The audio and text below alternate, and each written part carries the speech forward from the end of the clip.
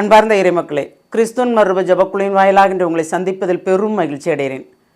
மக்களே, 4வது மாதம் முதல் நாளில் நிற்கிறோம் இல்லையா? ஏப்ரல் முதல் நாள் இன்று. ஆண்டவர் எப்படி நம்மளை வழிநடத்துகிறார் பார்த்தீங்களா? ஒவ்வொரு நாளும் ஒவ்வொரு விதமாக வழிநடத்துகிறார். அதற்கு நன்றி சொல்ல வேண்டும். இந்த நாளை தந்ததுக்கு நன்றி. எங்களை உயிரோடு எழுப்பியதற்கு நன்றி ஆண்டவரே.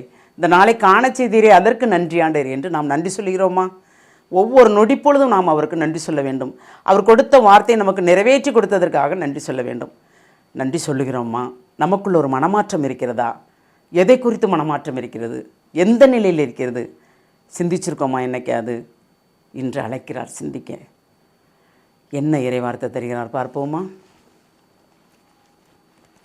இறைவாக்கினர் யோவேல் எழுதிய நூல் அதிகாரம் 2 இறை வார்த்தை 12 14 முடிய.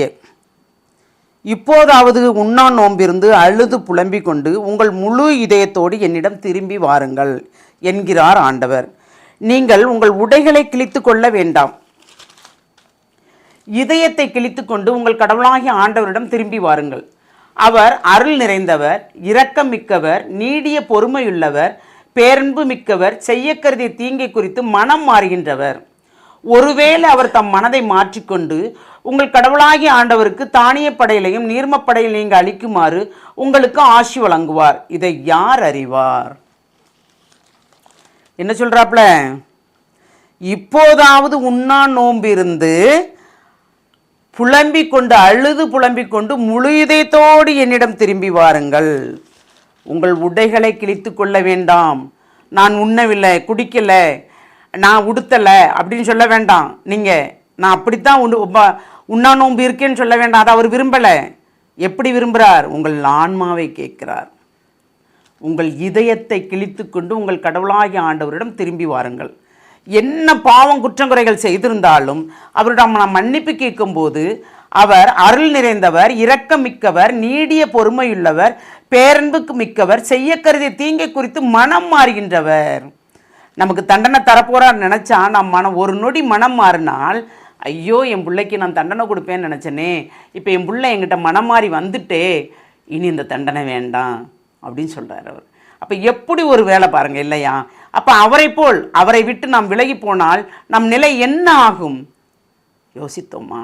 என்றாவது ஒருவேளை அவர் தம் மனத்தை மாற்றிக்கொண்டு உங்கள் கடவுளாகிய ஆண்டவருக்கு தானிய படையிலும் நீர்மப்படையிலையும் நீங்கள் அளிக்குமாறு உங்களுக்கு ஆசி வழங்குவார். ஏனென்றால் நமக்கு தீங்கு செய்ய நினைத்தா, இவங்களுக்கு தண்டனை கொடுப்பேன்னு நினச்சிருந்தாருன்னா அந்த தண்டனையை தள்ளிட்டார்னா நம்மளே அவருக்கு செய்ய வேண்டிய அனைத்து காணிக்கைகளையும் பழிகளையும் செலுத்தலாம். அதை யார் அறிவான்னு கேட்குறாங்க. அப்போ நாம் அவருக்குரியதை கண்டிப்பாக செய்வதற்கு என்ன வேண்டும்? மனமாற்றம், முழுமையான மனமாற்றம், ஆன்மா மனமாற்றம். உடையிலையோ உணவுலையோ இல்லை. ஜபமும் தபமும் இருந்தால், தர்மமும் இருந்தால் உண்மையான மனமாற்றம் அங்கே நிறைந்திருக்கும். இந்த 40 நாளுக்கு மட்டும் இல்லை, எந்நாளும் நாம் எப்பொழுதும் இறைவனோடு இறைந்து இருக்க வேண்டும் என்றால் ஜபமும் தவமும் இருக்க வேண்டும். தர்மமும், தான தர்மங்கள் செய்யும்போது அதுதான் நமக்கு இடையூறாக இருக்கும் காலத்தில் அதான் நம்மளை காப்பாற்றும், பாதுகாக்கும். நாம் செய்த தர்மங்கள் இறைவன் நினைவு கூறுவார் இல்லையா? ஒரு நொடி பாவத்தின் நிமித்தம் அனைத்து தான தர்மங்களையும் இழந்து போகும்படியும் செய்துவிடும். ஒரு நொடி பாவம், இறைவனுக்கு பிடிக்காத அருவருப்பான பாவம், ஒரு நொடி பாவம் அனைத்தையும் இழந்து போகும்படி செய்துவிடும். நம்ம எவ்வளவுதான் தான தர்மங்கள் செய்திருந்தாலும் அவர் சினங்கொள்ளும்படி இருக்கும். இந்த சினம் தேவையா? நமக்கு தேவையா? இல்லை. அப்போ நாம் எப்படி இருக்க வேண்டும்? நம் ஆன்மா அவரிடம் வர வேண்டும் என்றால் ஒவ்வொரு நாளும் நம்மை குறித்து ஆராய்ந்து பார்த்து பாவரிக்கை விடும்போது எல்லாமே நிறைவாக இருக்கும். முழுமையான மனமாற்றத்தை அவரிடம் கேட்போமா?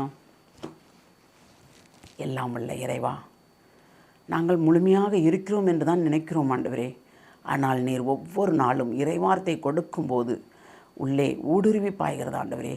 ஆம், நான் முழுமையாக இல்லை என்று ஒவ்வொரு நொடிப்பொழுதும் எங்களை உணரும்படி செய்கிறீரே ஆண்டவரே. அதற்கு கொடான கொடி நன்றி ஆண்டவரே.